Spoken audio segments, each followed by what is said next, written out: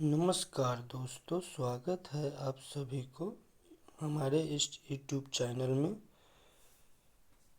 आज हम लोग कक्षा 6 के NCERT सब्जेक्ट इतिहास का पहला चैप्टर क्या, कहाँ, कैसे और कब, क्या हुआ, कहाँ हुआ, कैसे हुआ और कब हुआ, इसके बारे में हम चर्चा करेंगे और संबंधित प्रश्न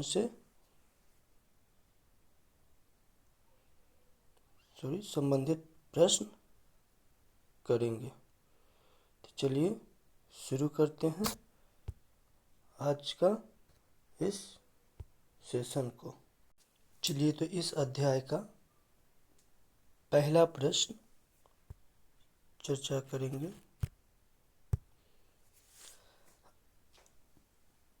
इतिहास किसका अध्ययन है? यह इतिहास किसका अध्ययन है, इसके बारे में। इतिहास है क्या? पहली बात तो इतिहास जो बीते हुए समय के बारे में बताता है उसे इतिहास कहते हैं। बीते हुए समय के बारे में जो बताता है उसे इतिहास कहते हैं। अब ये समझ लीजिए क्या भविष्य तो आगे आने वाली बात होगी, वर्तमान में जो अभी चल रही है। और कल्पना कीजिए, किसी भी बातों पर, किसी भी चर्चाओं पर कल्पना कीजिएगा, ये कल्पना करना इतिहास नहीं होता। जबकि अतीत के बारे में जानकारी होना, अतीत जो होता है यानी पिछले समय में जो बीत चुका उसे अतीत कहते हैं। ठीक है, तो इसका सही आंसर हो जाएगा आपको इतिहास का अध्ययन क्या कहलाता है। इतिहास किसका अध्ययन है? तो अतीतों का। ठीक है, चलिए नेक्स्ट दूसरा क्वेश्चन। इतिहास शब्द का अर्थ होता क्या है? अभी वही बता, कहानी कुछ है नहीं, खोज कुछ है नहीं, युद्ध कुछ है नहीं, अतीत का वर्णन ही इतिहास का अर्थ बताता है कि अतीत में क्या वर्णित हुआ इसके बारे में। ठीक, नेक्स्ट चलिए तीसरा। इतिहासकार अतीत की जानकारी कैसे प्राप्त करते हैं? क्या अनुमान से प्राप्त करते हैं या किसी स्रोतों से, किसी कहानियों के माध्यम से, किसी फिल्मों के माध्यम से? अनुमान लगाने से कोई पता होता नहीं है। कहानी कोई बना दे कुछ, वो भी कुछ होता नहीं है। और फिल्म पर आधारित यह सब काल्पनिक होता है।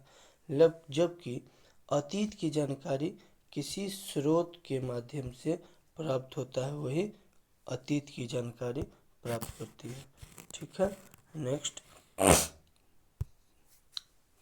चौथा क्वेश्चन। पत्थर पर लिखे लेख को क्या कहते हैं?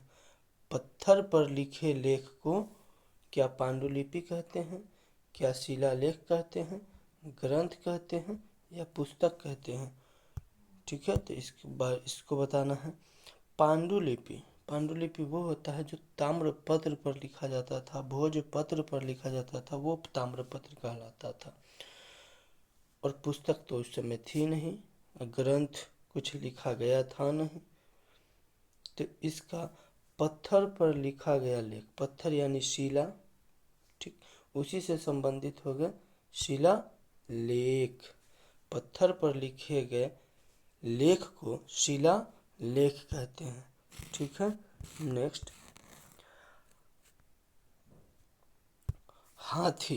हाथी से लिखी, सॉरी हाथी नहीं है, हाथ है। हाथ से लिखी पुस्तक को क्या कहते हैं? तो हाथ से लिखी पुस्तक को अभी बता, जो शिला यानी पत्थर पर लिखा गया लेख को शिलालेख कहते हैं। और दस्तावेज क्या होता है, पांडुलिपि क्या होती है और लेख क्या होता है? लेख तो किसी पर लिख दिए वो लेख कहलाएगा। दस्तावेज जो तैयार किया गया पेपर होगा वो दस्तावेज कहलाएगा। और यह पत्थर पर लिखा हुआ लेख शिलालेख कहलाएगा। तो एकमात्र बच गया आपका पांडुलिपि। तो इसका सही आंसर हो जाएगा पांडुलिपि। जो हाथ से लिखी जाती थी वो पांडुलिपि कहलाती थी। ठीक है, नेक्स्ट छठा क्वेश्चन, पांडुलिपि किस पर लिखी जाती थी? अभी आपको बताए थे, पत्थर पर तो लिखी नहीं, पत्थर पर लिखने वाले को शिलालेख कहते हैं। कपड़ा पर कुछ लिखाता नहीं था उस समय, और लकड़ी पर भी नहीं लिखा गया था, सॉरी लकड़ी पर लिखा गया था, लेकिन उसको पांडुलिपि नहीं कहते हैं। पांडुलिपि कहते हैं जो कागज और तारपत्र पर लिखा गया था, वह पांडुलिपि कहलाता है। ठीक है, नेक्स्ट क्वेश्चन, 7वां नंबर, पुरातत्व क्या है? पुरातत्व, पुरातत्व क्या है? क्या साहित्यिक का वर्णन है, विज्ञान का वर्णन है, खुदाई का वर्णन है, या गणित का? तो पुरातत्व, पुरातत्व का अर्थ होता है जो पुराने समय में जो था उससे किस प्रकार से संबंधित है। क्या साहित्य? तो साहित्य कुछ लिखा नहीं गया था, विज्ञान कुछ उसका बना नहीं था, और गणितीय कोई तथ्य थी नहीं। तो यह पुरातत्व प्राप्त किया गया खुदाई के माध्यम से, इसको प्राप्त किया गया। किसके माध्यम से? खुदाई के माध्यम से इसको प्राप्त किया गया। ठीक है, नेक्स्ट, औजार, औजार, बर्तन और मकान किसका उदाहरण है? औजार, बर्तन और मकान, क्या यह साहित्यिक स्रोत का है, पुरातात्विक स्रोत का है, औजार सॉरी मौखिक स्रोत का है, या धार्मिक स्रोत का? अभी आपको बता, यह सभी औजार, बर्तन और मकान यह खुदाई के माध्यम से प्राप्त हुआ। खुदाई के माध्यम को बता दिए आपको, कौन सा? पुरातात्विक स्रोत। कौन सा? पुरातात्विक स्रोत के माध्यम से यह सभी प्राप्त हुआ है। यह सभी किसका उदाहरण है? पुरातात्विक स्रोतों का उदाहरण है। औजार, बर्तन, मकान यह खुदाई के माध्यम से प्राप्त हुआ है, जो पुरातात्विक स्रोत का उदाहरण है। ठीक है, नेक्स्ट, 9 नंबर क्वेश्चन, ईसा पूर्व यानी बीसी का क्या क्या अर्थ होता है? बीसी का क्या अर्थ होता है? इसका अर्थ होता है ईसा मसीह के बाद, ये बिफोर कास्ट हुआ। क्या हुआ? बिफोर क्रिस्ट, यानी किस ईसा मसीह के जन्म के पहले। तो सिर्फ सीधा समय यहाँ दिया हुआ है, ईसा ईसा मसीह के समय को, ईसा मसीह के, ईसा मसीह से पहले या ईसा मसीह के साथ। तो ईसा मसीह के साथ चलने लगा, ईसा मसीह के समय से वो ईसवी कहा जाने लगा। ईसा मसीह के बाद वाला भी ईसवी कहलाया, और ईसा मसीह के साथ चल रहा, ईसा मसीह के साथ या ईसा मसीह के समय, दोनों सेम एक ही हुआ, इसीलिए ये सब हो जाएगा आपको ईसवी। जबकि ईसा से पहले ईसा पूर्व कहलाएगा या बीसी कहलाएगा। इसका सही आंसर हो जाएगा आपको ईसा से पहले। ठीक है, नेक्स्ट क्वेश्चन, 10वां नंबर, ईसवी यानी एडी का क्या अर्थ है? अभी बताया आपको, एडी का अर्थ होता है, क्या बुद्ध होता है, क्या महावीर होता है, ईसा मसीह होता है, या अशोक होता है? ईसवी, अभी बताया आपको, ईसवी का अर्थ यानी ईसा मसीह के जन्म से संबंधित है। ईसा मसीह के जन्म से ही ईसवी की शुरुआत हो गई, यानी इसका सही आंसर हो जाएगा आपको ईसा मसीह। ईसवी किससे जुड़ा हुआ है? ईसा मसीह से। नेक्स्ट है, मनुष्य सबसे पहले कहाँ बसना शुरू किए थे? तो मनुष्य सबसे पहले क्या पहाड़ों पर बसना शुरू किए थे, जंगलों में, या नदियों के किनारे, या रेगिस्तानों में? तो सबसे पहली बात कि अगर मनुष्य को बसना है तो उसके लिए भोजन और पानी की आवश्यकता होगी। क्या पहाड़ों पर भोजन और पानी दोनों प्राप्त होगी? क्या जंगलों में भोजन और पानी दोनों प्राप्त होगी, या रेगिस्तानों में भोजन और पानी दोनों? क्या पहाड़ों पर आपको मिल जाएगी, भोजन तो मिल सकती है परंतु पानी नहीं मिल सकती है। जंगलों में सेम वही बात हो गई, और रेगिस्तान में रेगिस्तान में पानी की तो आवश्यकता होगी, मिलेगी ही नहीं। जबकि नदी के किनारे समतल भूमि थी, उपजाऊ मिट्टी थी और नदी में पानी की भरपूर मात्रा थी। इस वजह से यह इसका सही आंसर हो जाएगा ऑप्शन नंबर सी, नदियों के किनारे। सबसे पहले मनुष्य बसना शुरू कहाँ किए थे? नदी के किनारे। ठीक है, नेक्स्ट 12वां नंबर, नदी के पास क्या है? नदी के पास बसने का मुख्य कारण क्या था? अभी आपको बता दिए, क्या मनोरंजन थी? नहीं थी। शिकार थी? नहीं थी। व्यापार थी? नहीं थी। सबसे पहले बसने का मुख्य कारण था क्या? उसको पानी पानी मिला और उपजाऊ भूमि मिली। उस जगह पर उपजाऊ भूमि से भोजन प्राप्त किया और पानी, उसको पानी की भी आवश्यकता होगी, इसीलिए नदियों के किनारे बसना शुरू किया। इसका मुख्य कारण भी हो जाएगा पानी और उपजाऊ मिट्टी। ठीक है, नेक्स्ट, इतिहास में तिथियां क्यों महत्वपूर्ण है? इतिहास में जो तिथि है वह क्यों महत्वपूर्ण है? क्या यह कहानी के लिए महत्वपूर्ण है, घटनाओं के क्रम को जानने के लिए महत्वपूर्ण है, या लेखन के लिए, या चित्र बनाने के लिए? तो इसका सही आंसर हो जाएगा घटनाओं का क्रम जानने के लिए तिथियों का महत्वपूर्ण योगदान है। अगर तिथि नहीं होगी तो घटना का सही क्रम निर्धारित नहीं की जाएगी, इसीलिए घटनाओं का सही क्रम जानने के लिए तिथि की आवश्यकता होगी। चलिए नेक्स्ट 14 नंबर, किसे इतिहास का जनक कहा जाता है? मेगास्थनीज? नहीं। हेरोडोटस, अशोक और कालिदास? तो इसका सही आंसर क्या हो जाएगा? तो इतिहास का जनक किसे कहा जाता है? तो हेरोडोटस को इतिहास का जनक कहा जाता है, या इतिहास का पिता कहिए, यह हेरोडोटस को कहा जाता है। ठीक है, नेक्स्ट, इतिहास केवल राजाओं की कहानी है, यह कथन सही है, गलत है, आंशिक है या निश्चित नहीं है? तो इतिहास केवल राजाओं की कहानी है, ये नहीं, यह गलत बात है। यह राजाओं की कहानी नहीं है, यह अतीत के बारे में जानकारी देती है, सिर्फ राजाओं के लिए नहीं।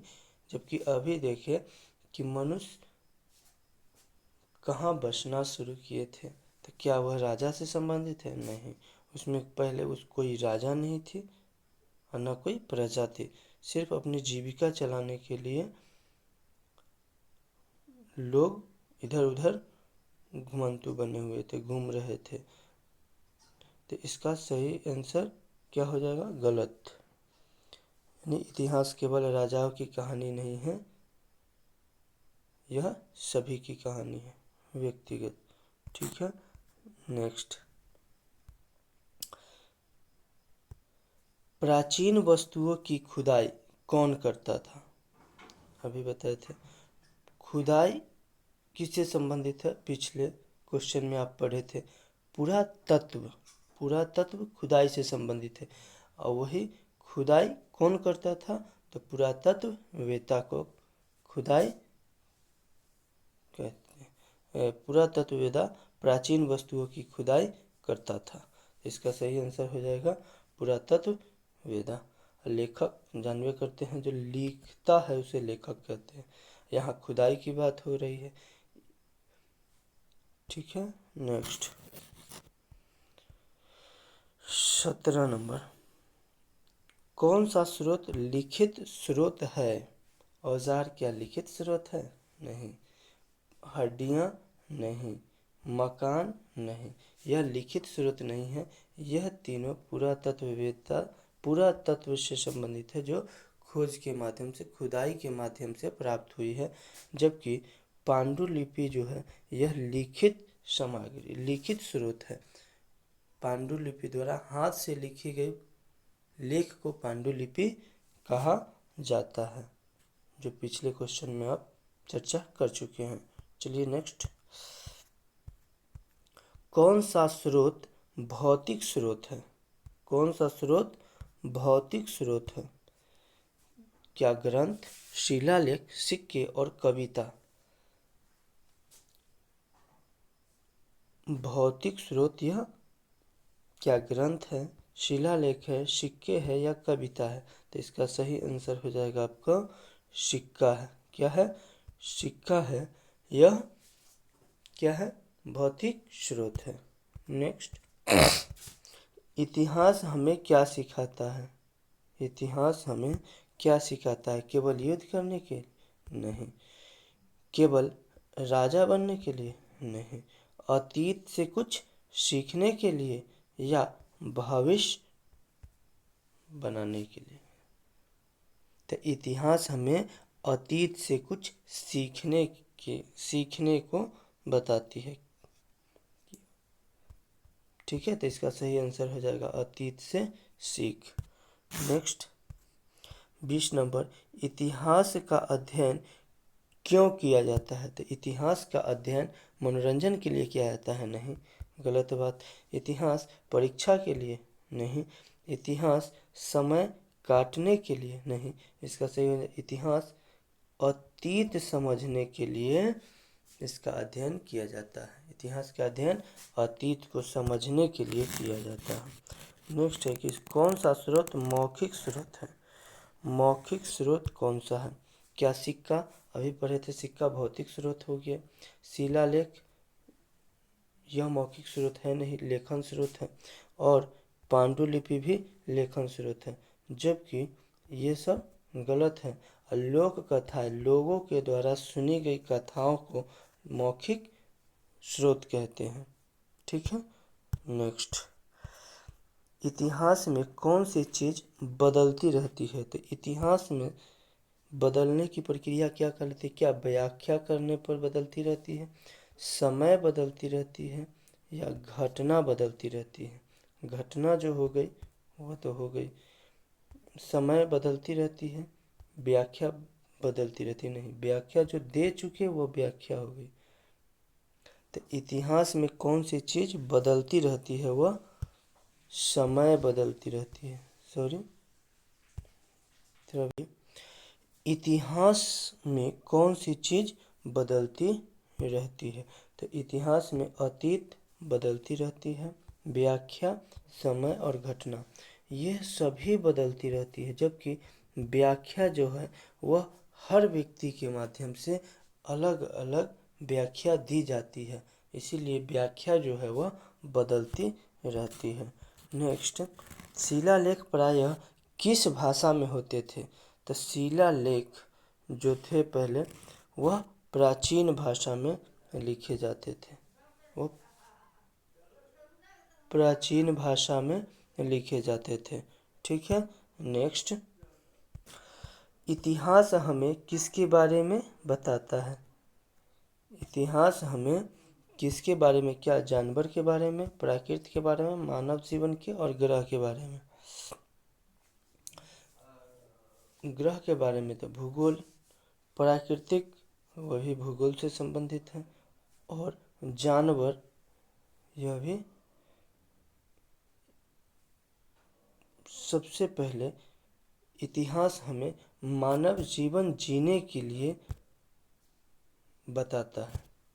किसके लिए? मानव जीवन कैसे था इसके बारे में पहले बताती है, उसके बाद फिर मानव जीवन से संबंधित आगे बताया जाता है। तो इसका सही आंसर हो जाएगा मानव जीवन। नेक्स्ट है, एनसीईआरटी की पुस्तक का क्या नाम है? तो एनसीईआरटी पुस्तक का नाम आवर वर्ल्ड हमारा संसार है, आवर इंडिया हमारा भारत, आवर पास्ट हमारा अतीत, हिस्ट्री बुक इतिहास की किताब, ऐतिहासिक किताब। तो अभी बताया इतिहास जो है हमारा अतीत बताता है, यानी आवर पास्ट। इसका सही आंसर हो जाएगा आवर पास्ट। ठीक है। नेक्स्ट, सॉरी 25 होगी। इसी के साथ यह सेशन समाप्त होती है। ठीक है, धन्यवाद।